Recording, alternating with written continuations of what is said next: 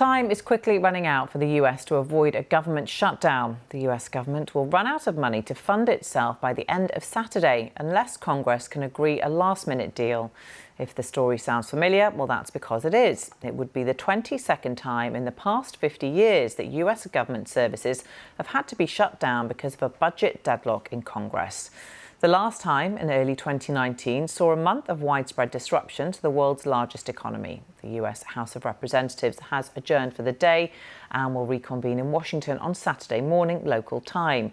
And as things stand, it looks like neither side is ready to budge on their demands. Sean Dilley has the latest.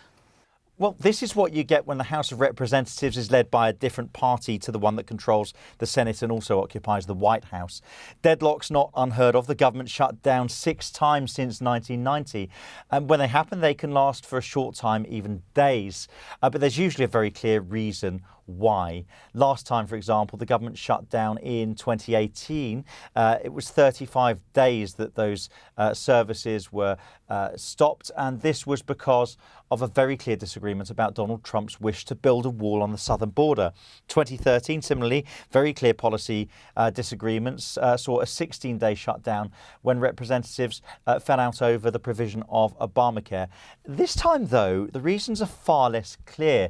The Republican Speaker, Kevin McCarthy, says that he thinks the biggest issue is President Biden's wish to send more money to Ukraine.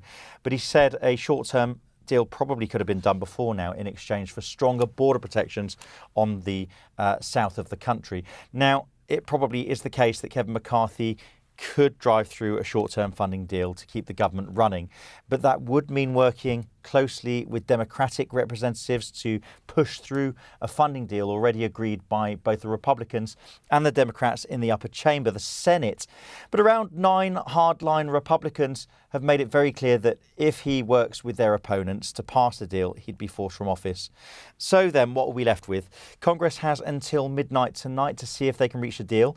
It's possible, I guess, but right now it feels pretty unlikely that they're going to do that. And if they don't, days and weeks of uncertainty would surely follow. Many thousands of federal employees would be placed on unpaid leave, and the US could see some very serious damage to its economy.